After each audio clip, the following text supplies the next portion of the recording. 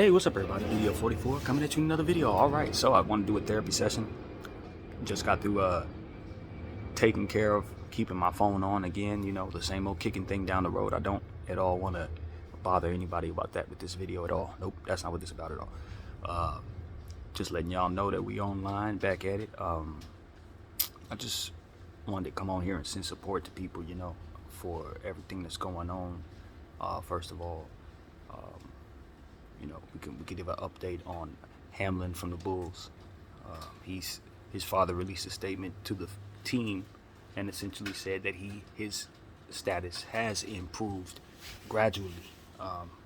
And someone from the team source said that was what the team needed. So that type of good news is, we're happy. We got a long way to go as far as what we want to see in regards to his condition, but I'm not just praying for him to be able to just get back up. I want him to get back on the field, start, get back to doing what it is that he loves to do.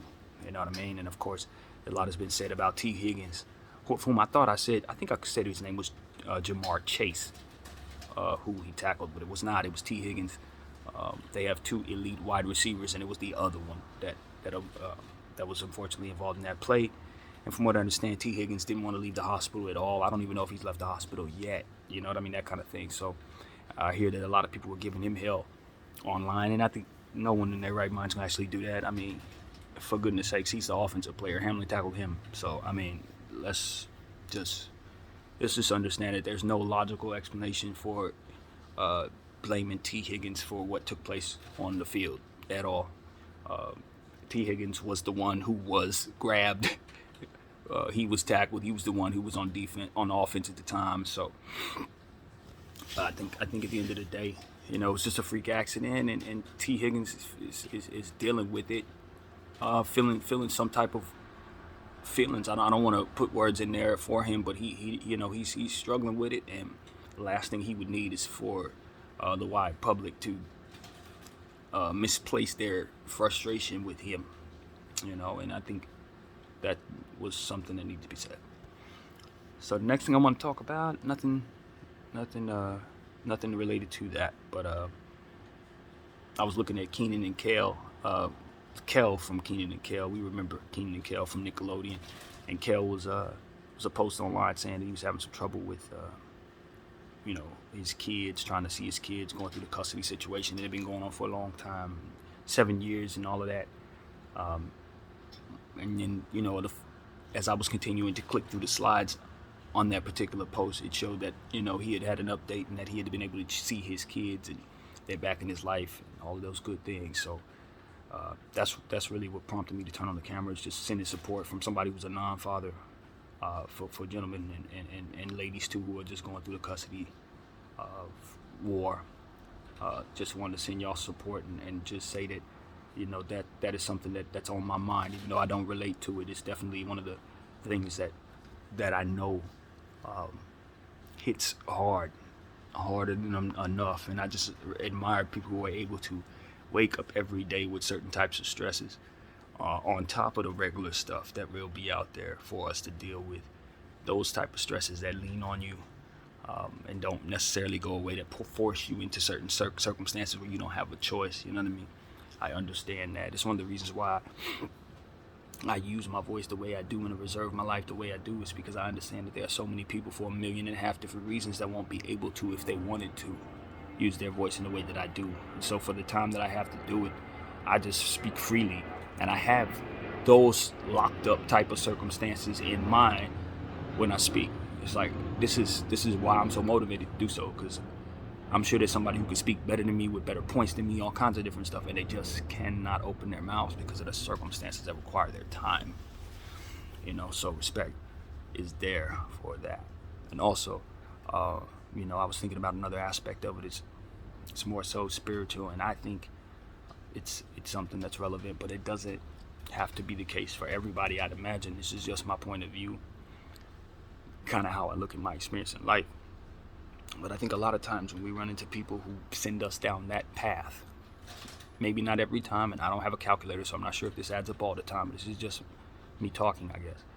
But usually in my life, when I've seen things like this, it's usually some type of inner voice in your head or some type of weird vibe or some type of red flags that'll pop up or something, some type of sign that a person should be able to interpret as a warning sign that should tell you that going down any path with that person could lead to a bad path. Everybody I've ever dealt with, I've had some vibe or some feeling that would tell me either they were cool or not so cool, and that if I ignored those signs, I went down that path and I got what came with it. But if I adhered to those signs, I avoided those paths and nothing bad ever happened. That's all I can really be certain of.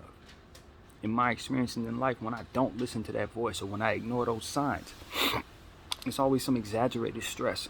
You know what I mean? It's always some extra out, long, unnecessary problem that just continues to linger for how long. And it's just like, those are very avoidable in a lot of cases, especially if you have that intuition, if you have that relationship with God, if you have that conscience, that wisdom that often we can tend to ignore when given to us for whatever reasons, whether it be ego or somebody's voice, whoever the voice it is that you're listening to, you tune them out because you just can't hear them speak no more for whatever set of reasons.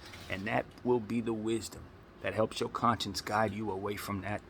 It can be the relationship, that you end up gaining from hearing them speak about how to stay away from that stuff. The relationship you may really be able to receive with your conscience and with God that'll help you navigate some of that stuff subconsciously. And I do believe that a lot of the calculations we have in our lives, the things that we assess and try to sense and make some sense of, I think a lot of times the forefront, our conscious mind, may not necessarily be calculating all the different things that may be necessary to see, but your subconscious mind, that part of you that dreams at night, that part of you can see more of what it is that would be down the road, can kind of sense a little more about the spiritual energy about the situation, and you should listen to that side of you.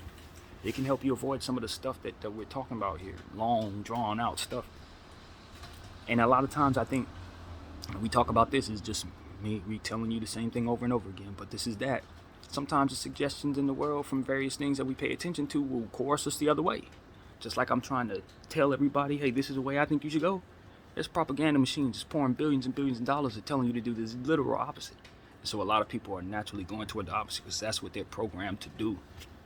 And I just understand that. I'm inherently a different person who creates and thinks outside the box, and et cetera, et cetera. So I'm going to always be looking for that kind of stuff. I'm always going to pride myself on not necessarily being victim to it, and so I want to point it out. I want people to understand, like, if we had more messages in the music telling us the signs of the people who are like this, telling us to stay away from that stuff, shunning the various things that would make it cool to want to go towards certain types of people in certain types of settings. Money this, sexy that, does she have the best this, does he have the best that? These are things that are programmed in our mind to help us understand that we need to choose certain people for a certain for a certain role in our lives. I was listening to a song yesterday by Coily Ray, who happens to be on the prayer list. I put her on the prayer list about a year and a half ago. About a year and a half ago. I have Coily Ray, the young singer who's Benzino's daughter. She got a song out. It's a hit. But she's essentially saying, if he broke, you gotta let him go. And while I definitely agree, you don't want to be in a situation with someone who's struggling, what you cannot see is the variable of y'all's desperation being able to pull y'all out of that situation. And y'all making each other better in that relationship, making y'all stronger, and therefore making it so that y'all can raise a family that knows how to deal with tough times and knows how to deal with success as it comes and knows how to keep that sustainable success together in a household with people who love them, not just there because they look a certain way or had a certain thing at a certain time. You understand what I'm saying to you? It's like these are the traits that they're telling you to ignore by way of suggestion. Like, look, if that person don't have a certain money or amount of money, or if they don't look like they're pointing toward a certain position in life, then you need to stay away from them without the variables that otherwise need to be considered for them to be a good pair for you. See what I'm saying? That personality trait that you have ain't gonna be able to override what it is that they have just because they got those other things that they telling you in them damn songs or they showing you on those on that screen. Needs to be adhered to in order to find your mate. So she looked this way, she talked this way, she's vibing this way, and because she aligns with that propaganda machine example, that's who we want. She looked like that IG model I saw? Kinda, yeah, that's good, and that's what it is. Not the woman that actually vibes with my spirit, not the best friend that's helping me in the morning and getting me to understand that I'm the best person I can be and motivating. All of the stuff that a good motivating person is going to help you be better every single day. That stuff ain't going to come. That person that you're telling you to go after is probably thinking about other stuff, more than likely thinking about themselves. Because that's how they're trained to think. I'm the main character. I'm the one who has it. You gotta do what and I'm gonna make my happiness regardless, and ain't no God, and all these different things that they suggest to us that coerce us into the paths where we end up with people that gives us paths that lead to 7 years of bad custody situations. I'm telling you exactly what it is. And I watch it with the athletes and stuff. There's only a certain amount of people they're going around them because of the circumstances of classism. You can't let these people around you. They're gonna try to extort you, But it's usually the people that they allow around them who are trained to extort them. That's the sad thing about them. It's like you allow yourself around certain class of people, and those people put themselves in position to be around you. They train their whole lives to be around you. Why? So they can target you. So that they can bring generational wealth to their families by way of your black ass. And your balling, basketball ways. I'm telling you. And so you don't let your day one wife around, the people that you grew up with, the people that you know is down with you. You ain't gonna marry none of them like Bron did. You ain't gonna marry none of them and have that happy life like Bron's having, because you're gonna want to go after the ones that are around, in the situation, or the ones that are at the game, the players' meetings and balls and all that stuff. The people that are trained, wired, and basically molded to be the basketball player's wife. You see it all the time. You know damn well you didn't grow up around that girl. You don't know who she is, where she from, her people. She from somewhere. Y'all ain't even the same yoke. But she fine, no. Or rather, she's the definition of fine that they tell you she is, though. Because you ain't even really attracted to her like that. But you know they are. So you'll be accepted if you. It's like, man, listen. This stuff is coerced. Y'all don't see that? Y'all don't see that this is all, this is suggested. And you think you want it. It's like, you didn't want this, bro. They told you different options, and therefore you chose from the ones that they gave you. You didn't want that. You need to experience other things, and you know what you really want. You need to see how the path goes when you go towards certain stuff that they are telling you to go toward, to see that you don't want what comes with that. And that's why wants need to be controlled, man. You got to control them wants. You can want yourself all the way into an early grave. I want this, I want that, I want this, I want that. I'm squashed by the walls that are closing in on me from trying to reach for all those wants. It's time to get to a point where you discipline yourself to understand that you don't know what comes with what. So all your wants don't need to be adhered to. You know what I mean? Not everything I want come with the best of circumstances. Now I'm going to end up with this, and that with what I want. And what I want ain't even what I want because of it. That's why some adherence to a living God is important for a person like myself. Because I simply have to understand at all times that I'm in a world that coerces me toward things I shouldn't want. And as a result, my mind is going to reject everything, right? Which is an extreme that doesn't work either. And so without God, there's no balance here based on how I perceive everything out there. So I don't have a choice to walk around without a God. It becomes an unlivable world for a person like myself if there ain't no God out there. As I equate different things, all I see is traps. Traps and lies, traps and lies, traps and lies, and moldings of luring spaces for people to go into and ultimately get trapped by. And it's like, if you don't have a God in your mind, every 3 minutes, you're going to be adhering to some sinful suggestion that's going to be coming through this phone. You're subjected to it. You know what I mean? So it's just at this point that we have to train ourselves in the best way we can to think around this stuff so that they don't coerce us into the realities they want us to be in. And then we can't use our voice like I'm trying to use it right now. Then we don't find ourselves in a happy home with people we can get through anything with. As long as things is fine and we got all the money in the world, she right here. The money go, then she's going to be wired to do what it is that she does. Find somebody who has it and get right back to it. I'm telling you, it happens to them all the time. And you see this in these custody battles. I don't know if the person whose example we're using, Kel, is the right example. He just brought me here. I don't know his circumstance, so I don't want y'all to tie in his reality to what it is I'm saying, because I have no idea. For all I know, his wife was his day one. It's just the example that allowed me to open the door from which my imagination allows this to go based on other people's lives and other things that I'm very much understanding of. So it's like, I don't want nobody to think I'm talking about him, but at the same time, it's like, if you find yourself in that situation, I believe if you had that strong relationship with God, or if you have an understanding in your mind that these suggestive stuff need to be overridden in your head, you have to actually unwant certain things to keep from going down certain paths. When you train yourself to think that way, then you could kind of not find yourself linked with certain people, because that consciousness that you have is going to be on the forefront of your mind instead of your subconscious. And you're not going to want to go toward that person. They're going to show you them red flags and you're going to be like, thank you. Goodbye. Go on. That's what you're supposed to say when somebody starts showing you certain traits. You know, I was listening to Andrew Tate's ex-girlfriend, you know, and she was sitting up talking about how he was innocent and she lived with him for many years and he never did the things they're accusing him of, and it's some bull crap, and she's going to continue to fight for his freedom, etc. Now, a lot of people were saying, you know, they didn't think that she was on the up and up. People were, you know, saying what they were saying in the video, but I'm telling you, just from my perspective, when I was reading her energy, she was solid. You understand what I'm saying? She was solid from what I was able to take from what she was doing. I don't know of Andrew Tate other than he's, you know, got some stuff going on. He's a controversial guy of whom anytime I listen to him, I just kind of say, yeah, I don't disagree with a whole lot that I heard from him, but I haven't listened to a whole lot from him either. But, you know, he seems pretty reasonable and seems pretty, you know, pretty raw, you know what I mean, in regards to his points of view. But at the same time, it's like, you know, when I see a guy go through what he's going through, and you see his lady get up there, his ex-lady, lady he's not with, get up there and speak to his character and speak to how he's innocent. And you can see that, you know, she doesn't necessarily have to benefit from that. She doesn't. You know, she can move on. She could simply say, all right, he's caught up. Let's get up out of here. But she didn't. And she was proclaiming his innocence to all of us. She was telling us that she's been doing this.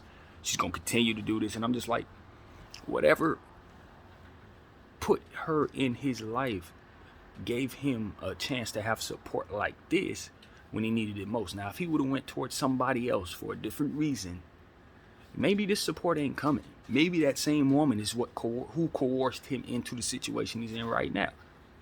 You know, no one can be certain of any of this, but what I can say, she's making it known that she's fighting for the betterment of his perception of character. You know what I mean? She's letting us know the character of the person that she knew and she lived with. And that's extra. That's more than extra in a positive way, of course. That's more than what would be asked of an ex in that situation. That's more than what would be asked of somebody who's there for the money, there for the image, there for the, you know what I'm saying? And so for those who are saying she's fighting for that image, she's living in his house, I don't know. All I'm saying is, in looking at what she was doing, I understand that she didn't have to do it. And it didn't look like she was playing around. I didn't read evil in her eyes. I read protection, and this is what I'm doing. This is what's right. And so this is the type of thing, it's like whatever put him in a position to be on a path with her, even though they didn't end up together, she was a real friend for him. She was somebody who's really going to hold him down. And those are the type of things we need to learn how to find in life. Learn how to find that in life. And look, be cool with the truth that I say here when I say that maybe you will find that support in some of those areas. You know what I mean? That maybe you will find that love with that person down that path that is shallow in my definition. Do you understand what I'm saying? It doesn't have to go any kind of way, but the point is when you get those red flags, is when you try to adhere to those red flags or practice yourself in life to be more keen and open to what could not necessarily be good for you, despite you having urges and allure toward going toward it. Essentially what I'm trying to say. It doesn't mean that the girl that was trained to be this, that, and the third to be your wife won't somewhere down the path of your lives be absolutely everything you wanted, because there's no question, and I'm certain there's circumstances where that's been the case. Good families, long-lasting families have come from situations that I would have given as an example of shallow or whatever it is. So it's not about staying away from all examples of anything. It's just about keeping your intuition and keeping that relationship with God so you don't get coerced into anything. Because there is no perfect science to this. It could be your day one. It could be your Savannah that ends up putting you in the worst of circumstances. You know what I mean? It don't have to be just because of how I said it. But what I'm certain of is that there's an arena that people are being coerced to when you have a certain level of money, especially if you're a black athlete or a black entertainer, you're going to be coerced toward an arena where you'll find a whole lot of stuff that isn't of that nature, that won't lead to nothing good, because it ain't meant to. It's meant to take from them, which is what I'm specifically talking about. So, that it's no guarantee that God won't use one of those people to help you just the same. If he loves you, he gonna find a way to reach you no matter what. And I think he loves everybody. We just got to be willing to reach. So, reach back. So that's my little spiel on that, man.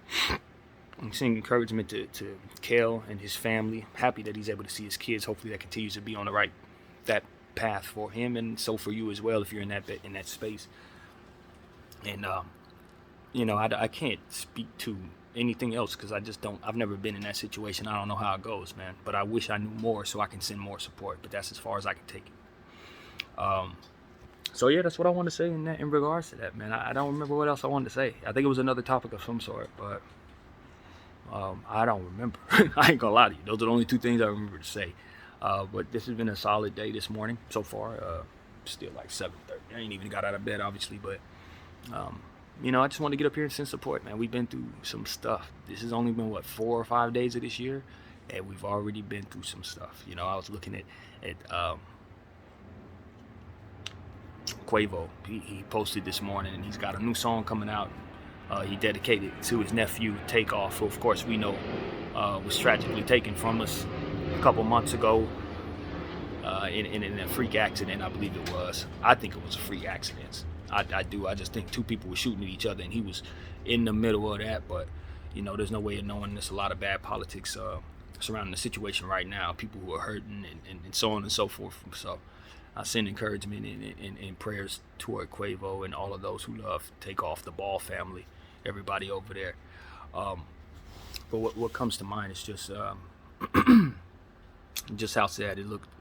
Quavo's trying to just move on with his career and go forward, and we just don't have his nephew with him no more. The guy that provided so much of the sound that they do. So I just think about sending support that way and spiritual good energy toward them, and it's just a part of the collective of things that we're going through this year. Still trying to process all of the trauma of the many instances that have just gone recorded, so that we could see it and suffer these things. You know what I mean? P&B Rock, all of it, man. All of these, and it's been so many, yo. When you start thinking about what we just witnessed in 2022, and leading into this moment here. I mean, I was watching a clip of Leslie Jordan, the comedian who passed away last year, in some type of health medical emergency in his vehicle that caused his vehicle to crash. And it's like, it's so many of these different things. I think about Gangsta Boo last week. It's like, wow, man. It's just everywhere you look, it requires some prayer. It requires some thought. And so I just want to encourage everybody to stay positive. Take care of yourselves whatever way you can, man. Enjoy your moments in life, whatever it is. Be mindful of your health, everything. Be mindful of your energy, because at the end of the day, we just don't know. We never really know what's next. But we can be certain that if you're a believer, someone does. And, the world is meant to coerce you into some bad spaces, in spite of those realities being there. We don't need no help toward our pain, but for some reason there's so much here. So it's gotta stay positive and stay together. That's what I gotta say. BDF 44. I thank you all for watching. I'm out.